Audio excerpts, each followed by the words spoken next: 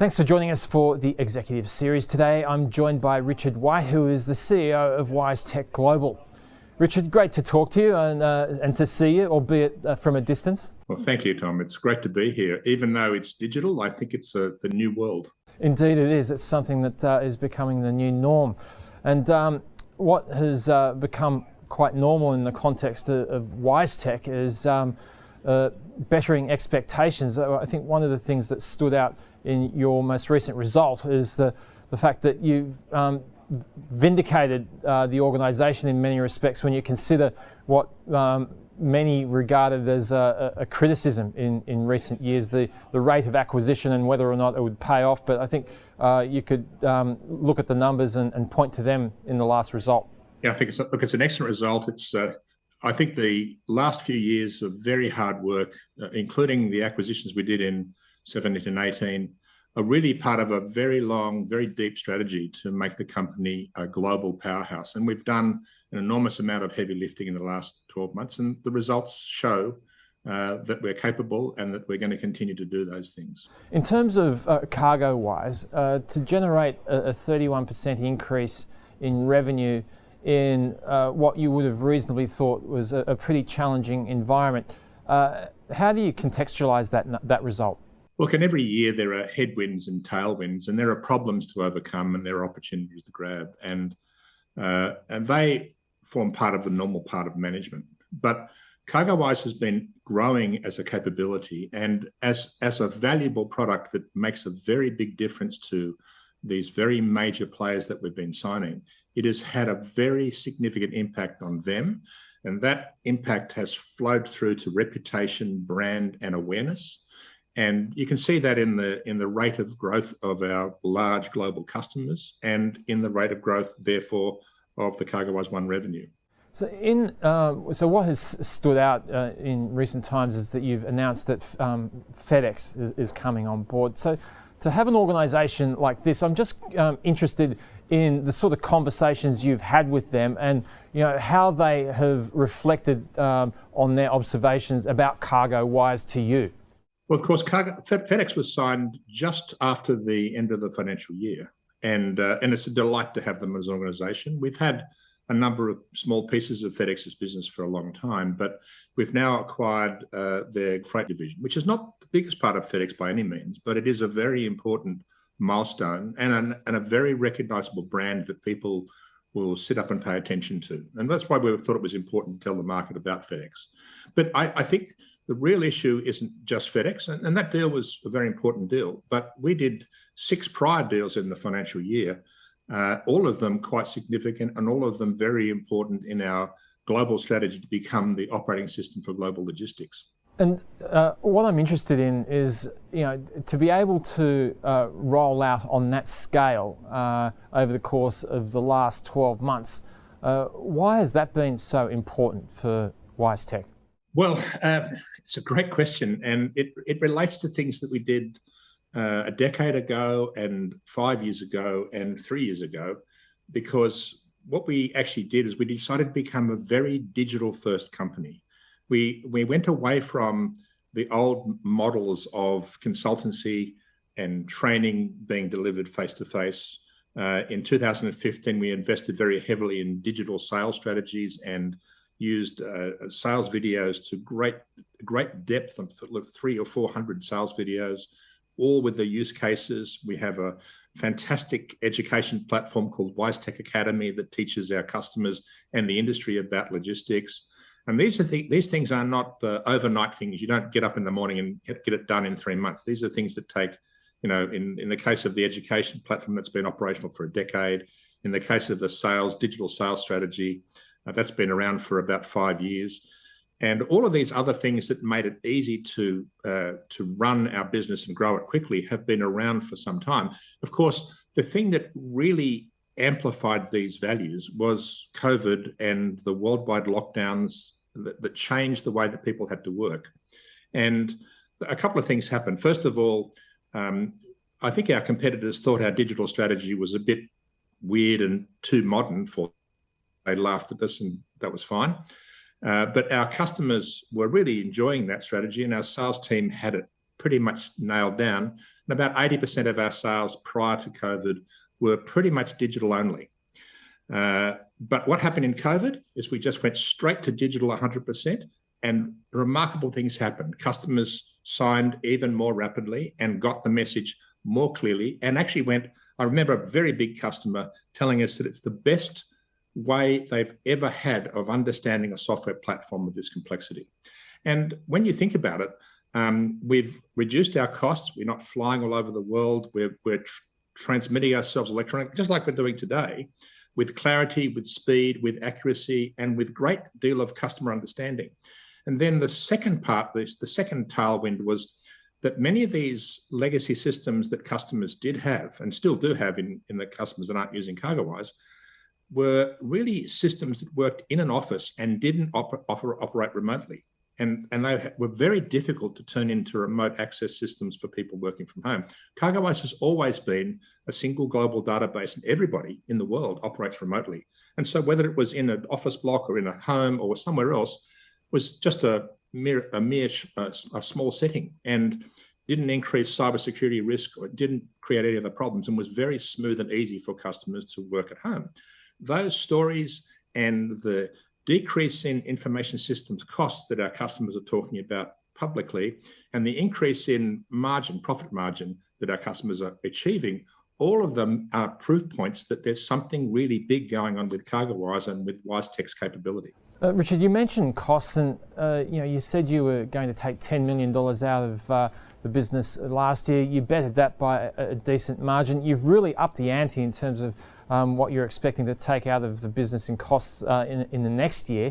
What's fundamental to being able to do that? The first thing is there's a culture piece here. We've always been a profitable company and a high growth company at the same time. Normally, you see companies of one or the other. They're ex-growth and they're profitable, or they're very high growth and they're losing money, but they're growing a market share. But I've always taken the view that those two things can be done together and done very effectively, as long as you take an engineering approach to the business and you build things efficiently in an automated way, in a structured way that works at scale. And that's certainly true of our past. What happened in COVID is we had an opportunity to redefine a number of things. And so we rethought quite quickly. Tom, we were very early to tell the market that COVID was coming, and got spanked for doing that, but later got recognized for being right. I don't like to shoot the messenger part of that message, but I did enjoy the result of being correct in the end. But we had the opportunity very early on to rethink a number of core capabilities and strategies. We only made relatively small adjustments, but we're very cost conscious in what we do, but we're also very growth oriented. And we modified the sales strategy very particularly. And we talked about this digital sales. Everything in the company is digital first these days. And we looked at how many offices we needed around the world. And we looked at who we needed in various places. And we looked at what efficiencies could be gained. And, I've said this before, you should never let a crisis go to waste. A crisis allows you to get people to change their ideas and move forward more rapidly. And both our customers and our staff and our partners, and we've got a very big partner network, we're all incredibly motivated to lean in and get forward of COVID and do something digital first and make a difference. And because we've been very oriented digital first, these cost outs, these efficiency gains were very successful. And as you said, there's a big run rate going forward. But more importantly, we're never finished with efficiency. It is a core mantra of the company. We automate things, we look at bottlenecks, we look at critical sticking points, and we think about how you can improve the processes. The large part of the business, which is the things that we've already done that really run very automatically. Most of the time we're focused on growth and efficiency. And so my program for 22 is a very aggressive program of growth and efficiency improvements. Richard, you mentioned bottlenecks a moment ago. For the last 12 months, anyone that's been close to the markets and has been looking at manufacturing servos, PMI figures, or even indeed commentary from central banks or analysts in general, bottlenecks is a very common theme. I'm just interested in understanding to what extent are supply chain managers looking at their supply chains and then looking at CargoWise and thinking, this might be the catalyst that has us sign up for something like that? Well, of course, we're in a new world. And what happens in this new world is that a series of problems arise because of the new world. And those problems eventually get solved in a number of different ways. And I want to give a bit of understanding to what's going on with those so-called bottlenecks. The PMI index came back pretty quickly, actually.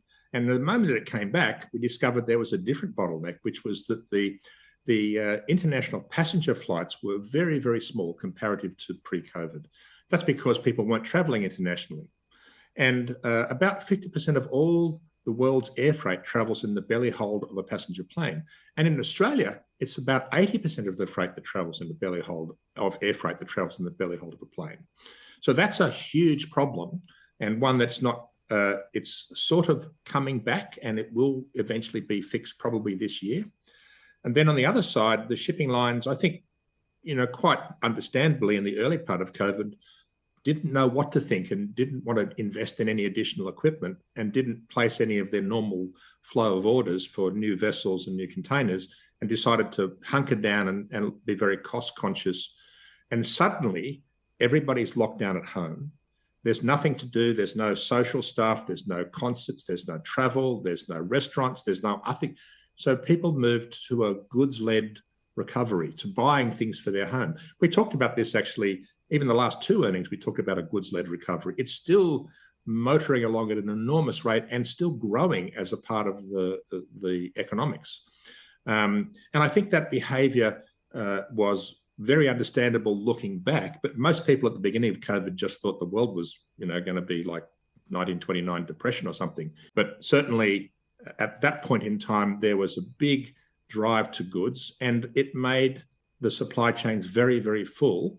And only recently have the shipping companies started to put substantial orders in for additional fleet and additional, capabilities. So that constraint might take a year or two to actually bottom out and to become less of a constraint. On the other hand, we picked the good-led recovery issue, and we decided that that was where we were going to fly, and we drove into that pretty quickly. Air freight has recovered because there's a lot more cargo flights now, and Australia has an adjustment mechanism to help Australian importers and exporters to get their cargo. And all in all, it's lumpy, it's problematic, and it's expensive, but it's operating. And whilst we don't make a lot of money, we don't make any money out of increased profit margin, we definitely make our revenue out of increased volume.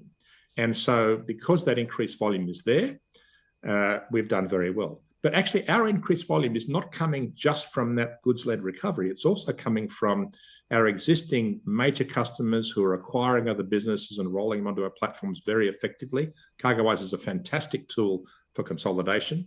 It's a fantastic tool for increasing profit margins. It's a fantastic tool for cutting operational information systems costs. And so all those things play into existing customers using more, buying other businesses and rolling them onto the platform. And as well as that, we've been winning customers because of that fantastic capability that everybody now sees in the marketplace.